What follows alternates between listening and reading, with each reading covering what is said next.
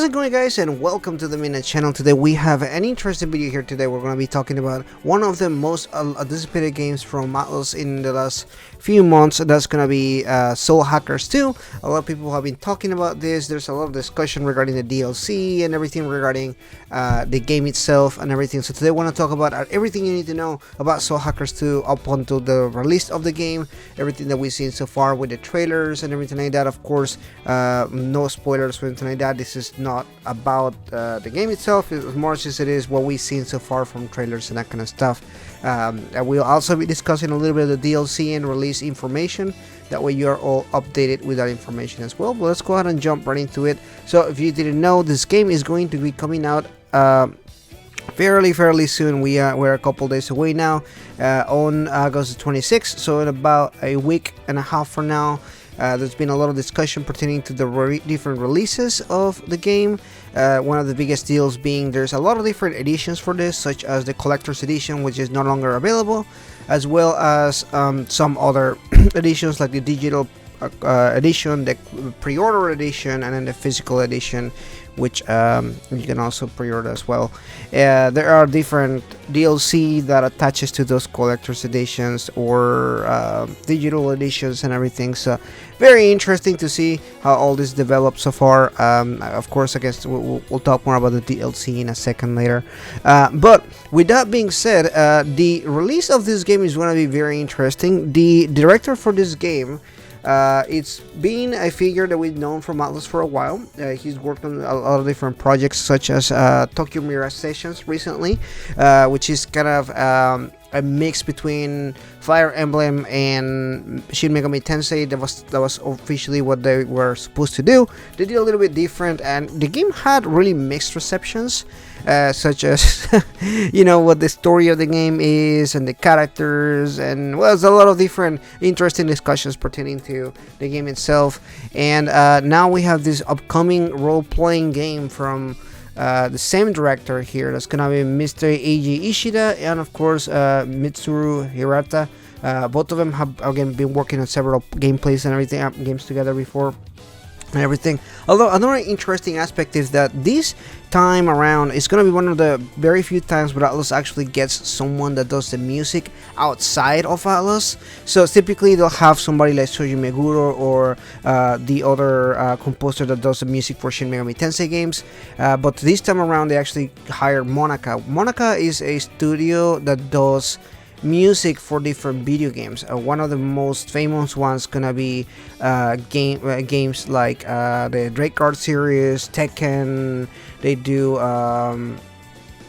Nier, the Nier music and everything. So they are a really good studio for music. They do a lot of different OSTs for different, and so far from what we heard on the trailers and everything, the music does sound pretty good, so it does make me very excited for that.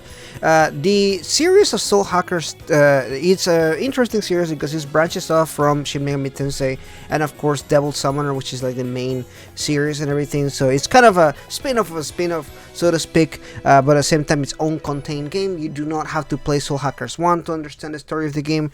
From what we've seen on the trailers, there seems like there's small pieces of lore from the original game, but nothing to the point that you will be missing information or anything like that. You can play this game again without playing any of the other games so far. The gameplay seems to be very much reminiscent of other Shin Megami Tensei games like Persona, or of course what we've seen with the main series Shin Megami Tensei. A lot of the same turn-based aspects. You do seem to be able to carry demons with you, which is obviously something that is used in other Shin Megami Tensei games. Your party will be mainly composed from different characters that you meet along the way. From what we've seen, they have introduced all the characters already. So far we have Ringo, Fig, which is the two AIs that you meet in the beginning of the game, Ringo being the main protagonist, and then we of course have three characters that will be along in your party from what we've seen.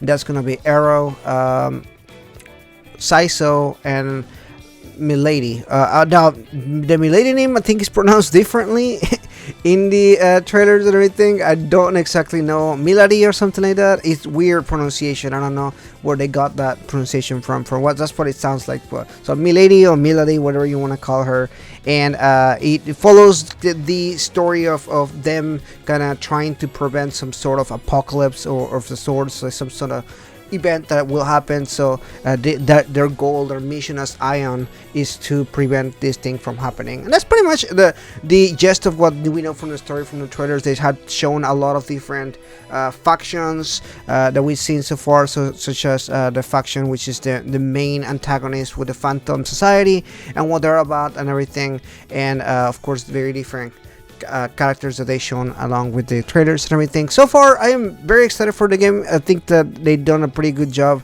in the Japanese side as far as all the trailers that they have shown and everything. There's a lot of mechanics and a lot of things that they have actually shown in the trailers, such as how the fusion works, how you do the Sabbath skills, which is one of the interesting aspects that they added into the game. They have shown that in 2 or 3 trailers already. They shown kind of the Sabbath system and everything, which is almost like an all-out attack kind of thing, at least what appears from the Persona series. I can't think of anything in Shin Megami Tensei that is similar to that. Then they do have other things like customizing your weapon with that gun that you see them that they use for the devil summoning stuff and everything. And of course fusions as always, that we always get that, and many other stuff. There's a lot of stuff in the game that we haven't actually seen, I think, from trailers and everything, especially in the Atlas West side. I think that they have done not as big as a job as far as like showcasing everything that the game has to offer and everything. They did a very small gameplay trailer from the English side, but nothing that will show all this stuff and everything about the game. So, but I mean, leaving some things for surprise, I will say. Anyway, moving on to the release and everything. As I mentioned before, it is coming out in August. In Japan the 25th, in the West 26th. It coming out interesting enough for Microsoft, Windows, PlayStation 4, PlayStation 5, Xbox One, Xbox Series X and S, and that's pretty much it. There's no Switch version this time around. The game will feature other languages besides English and Japanese, such as French, Italian, German, Spanish, Korean, and Chinese, which is very awesome. This is one of the few Atlas games that actually showcase that. There's more and more games that have been featuring different languages other than just English and Japanese and everything, so it's cool to see subtitles for the other languages as well. There's a lot of different variants that it comes. Again, as I mentioned before, the releases, as I mentioned at the very beginning of the game, they did have like the collector's edition that is already out of pre-orders, if so you can't get that one. And then they also do have a bunch of DLC that I guess this is time to talk about the DLC, right? So there's been a lot of discussion pertaining to what that DLC is, and a lot of people are very upset about it.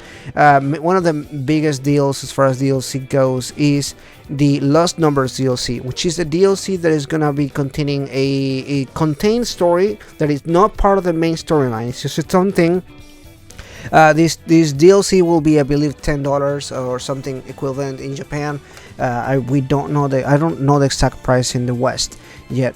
And yeah, this DLC will just be a contained story with its own character and a special boss and everything. It doesn't seem like, again, like this will be part of the main story or anything like that. It's just its own thing.